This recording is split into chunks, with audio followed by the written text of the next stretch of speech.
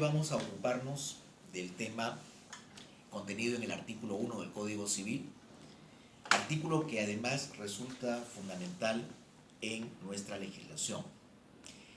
Hace referencia al principio de la persona y al contenido que resulta además esencial para entender los demás aspectos del libro 1 de personas de nuestro Código Civil.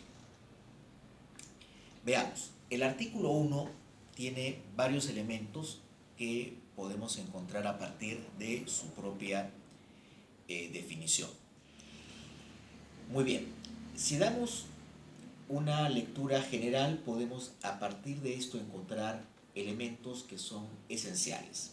En primer lugar,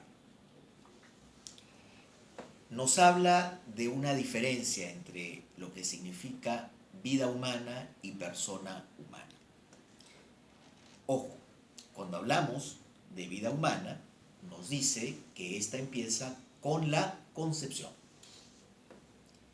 Por lo tanto, no es lo mismo hablar de vida humana y de persona humana. Vida humana para nuestro código, entonces, se alinea a una de las teorías que existen sobre este tema, que es la teoría de la concepción. ¿Qué nos dice la teoría de la concepción? Que existe vida humana inmediatamente después de la fecundación, es decir, siguiendo el proceso biológico que establece la medicina. Sin embargo, recuerden que no existen, o sobre esto no hay una sola teoría. Hay otras teorías también, por ejemplo, la teoría de la anidación. Pero nuestro Código Civil no opta por esa teoría, opta por la teoría de la concepción. Y además es taxativo al indicar vida humana iniciada con la concepción.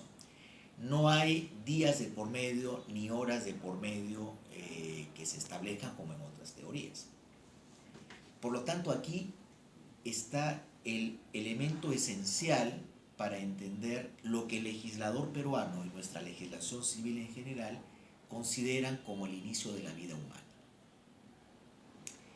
Y esto debemos hacer referencia con la primera parte del artículo, porque se distingue perfectamente este tema del inicio de la vida humana con la concepción con el inicio de la persona humana.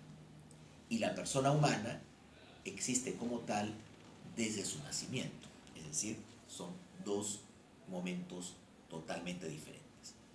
Ahora, el concebido, por lo tanto, como vida humana, es sujeto de protección de nuestro derecho, de nuestra legislación civil, por supuesto.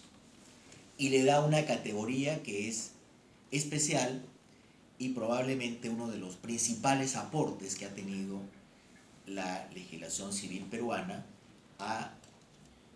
al ámbito de la legislación internacional. Considerar al concebido como sujeto de derecho. Si recordamos, en otras legislaciones civiles y en códigos civiles anteriores, como el Código Civil de 1936, se hablaba que el concebido era considerado como persona para todo aquello que le favorezca.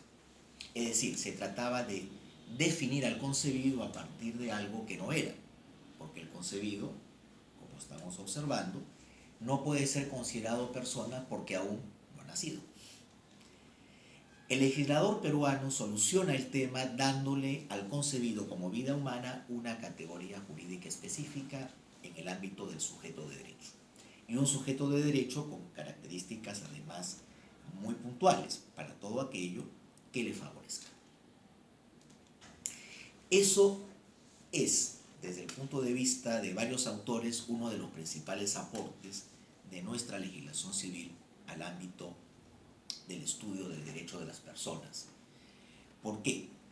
Porque estamos definiendo a una vida humana en esta etapa como sujeto de derecho con características propias y diferentes a otros sujetos de derecho. Me explico. Cuando se produce el nacimiento y empieza el sujeto de derecho llamado persona humana, obviamente tiene sus características específicas como persona humana, que es muy diferente a lo que ocurre antes de su nacimiento. Por lo tanto, nuestro legislador dice, Magnífico. El concebido es sujeto de derecho, tiene determinadas características, pero además se le considera con una situación especial. Su atribución a derechos patrimoniales estará condicionada a que nazca vivo, que es evidente. Mientras no se convierta en persona humana, obviamente todo lo que significa la adquisición de derechos estará condicionada a que se produzca esa circunstancia. Pero ojo, mientras tanto, el concebido es, como sujeto de derecho, pasible de toda la protección necesaria por parte de la legislación peruana como un sujeto de derecho más. Y ese es el gran aporte, la definición a partir de una realidad que se considera específica, que es una realidad no solamente biológica, sino además, para nuestro caso, jurídica. El concebido como sujeto de derecho es parte de una protección que debe ser reconocida y respetada. Por esa razón, y es importante destacarlo, en otras legislaciones, cuando no se considera que el concebido es un sujeto de derecho, sino que simplemente se menciona que se le considera como persona humana para todo aquello que le favorezca, entonces entramos en un ámbito que puede resultar en algunas partes ambiguo. Porque ¿qué ocurre en aquellos puntos en los cuales no puede ser considerado persona humana? Por razones evidentes, porque aún no ha nacido. Nuestro legislador, con un criterio más profundo, ha zanjado ese tema y se le da una categoría especial. Por último, cerrando este tema, recordar, según la definición, que el sujeto de derecho es un centro de imputación de derechos y de deberes, ¿verdad? Pero sin embargo, el legislador puede establecer determinadas características para cada uno de los sujetos de derecho. Me explico. Una persona natural es un sujeto de derecho. Una persona jurídica también es un sujeto de derecho. Pero obviamente no podemos hablar que una persona natural sea exactamente igual que una persona jurídica. Tienen sus propias características. Por lo tanto, el legislador establece en la legislación peruana detalles específicos para cada caso. Lo mismo sucede con respecto al sujeto de derecho llamado concebido. Dada su situación particular o específica, tiene determinadas características que están expresamente señaladas en el artículo 1 de nuestro Código Civil. Por lo tanto, y cerrando el tema, es importante para una adecuada lectura de lo que significa el libro de personas, el primer libro de nuestro Código Civil, tener una lectura fundamentada, precisa y sobre todo muy reflexiva del artículo 1.